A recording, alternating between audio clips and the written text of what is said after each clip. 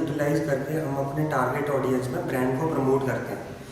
तो target audience मतलब क्या होता है, ये एक एज ग्रुप है। जैसे कि मान लीजिए आपका कोई प्रोडक्ट है, जैसे ये मार्कर है सपोज, और ये आपको ऑनलाइन बेचना है, तो ये ऑनलाइन कभी बेचेगा। आपको आपकी रिक्वायरमेंट पता होनी चाहिए कि कौन सी एज ग्रुप में ये मार्कर खरीद सकता है।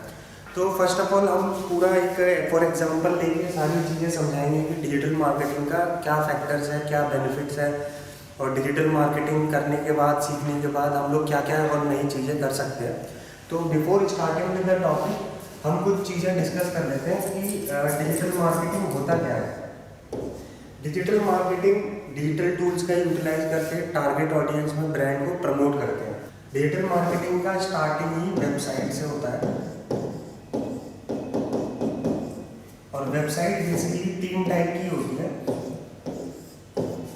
Static, dynamic, e commerce. ये 3 टाइप की वेबसाइट होती है। स्टैटिक वेबसाइट बहुत छोटी वेबसाइट होती है, ये बेसिकली 5 पेज की वेबसाइट होती है।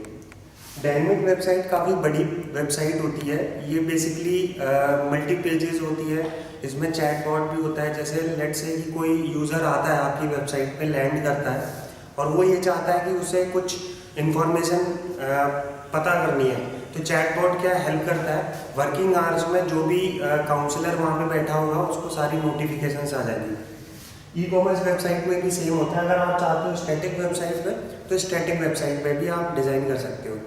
तो पहले हम डिसाइड करते हैं कि ये वेबसाइट किस किस प्लेटफॉर्म पे बनती है। आप HTML का वेबसाइट पे यूज़ कर सकते हो, PHP का यूज़ कर सकते हो, और आप जूमाला भी यूज़ कर सकते हो, और आप वर्डप्रेस भी यूज़ कर सकते हो। इन तीनों में से इजी जो है वो आजकल जो सारी टेक्नोलॉजी यूज़ कर रहे हैं सब लोग, ऑनगोइंग प्रोसेस है, जल्दी वेबसाइट भी बन जाती है, वो है वर्डप्रेस। तो हम सबसे पहले वर्डप्रेस का डिसाइड करते हैं। वर्डप्रेस क्या है? वर्डप्रेस बेसिकली 2 प्लेटफॉर्म का यूज़ करके एक कंबाइंड प्लेटफॉर्म बना है। वो पहला है SQL प्लस PHP। PHP और SQL को जोड़ के तब एक वर्डप्रेस प्लेटफॉर्म डिज़ाइन हुआ। तो हम जो तीनों वेबसाइट बनाएंगे वो वर्डप्रेस का यूटिलाइज करके तब हम बनाएंगे। तो अगर मैं बात करूँ स्टैटिक वेबसाइट, ये छोटी वेबसाइट होती है, 5 पेज की वेबसाइट होती है। डायनेमिक वेबसाइट काफ़ी बड़ी वेबसाइट होती है, और ई कॉमर्स जो वेबसाइट है वो प्रोडक्ट बेस्ड होती है।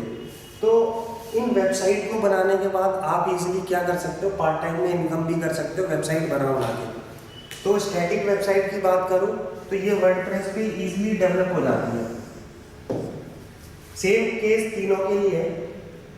अब स्टैटिक वेबसाइट बनाने के बाद आप करोगे क्या, आप इसको ऑनलाइन सेल कर सकते हो। ऑनलाइन कैसे? जैसे आप फ्रीलांसर पे अपनी आईडी बना लो, अपवर्क पे अपनी आईडी बना लो, ई कॉमर्स में अपनी आईडी बना लो। तो इन तीनों प्लेटफॉर्म का आप यूज़ करके आप डिज़ाइन कर सकते हो website.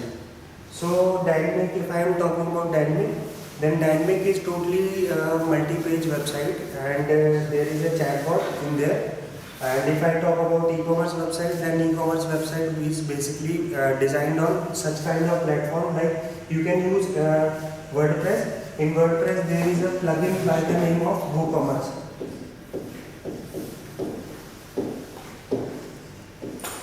So WooCommerce is specially designed for e-commerce only, and you can use directly a product page on that. So let's say if I want to sell this pen, so if you are selling this pen, then you have to make a product page in which you can use a images part from different angles, and you can put it down in the front page part. Then you have to give the heading.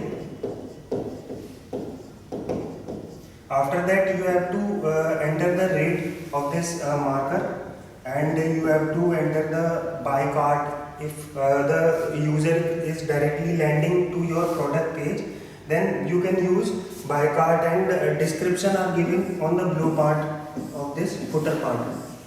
So this page is specially designed on WooCommerce, and WooCommerce is available free of cost on WordPress.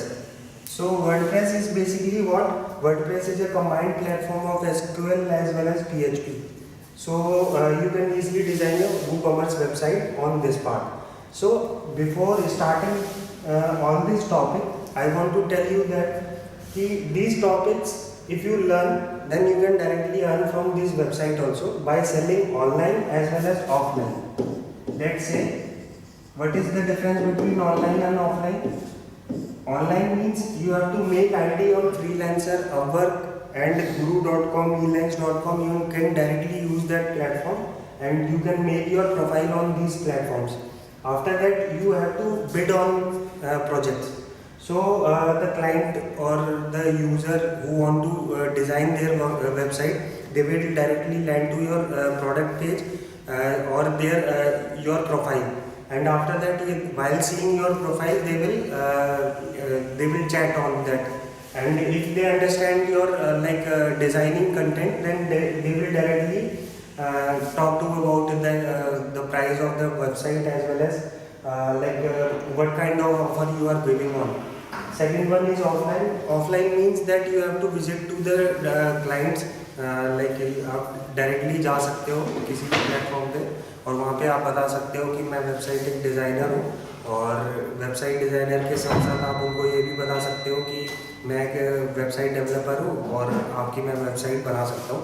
So these are 3 platforms in which you can directly earn while learning. So thank you guys.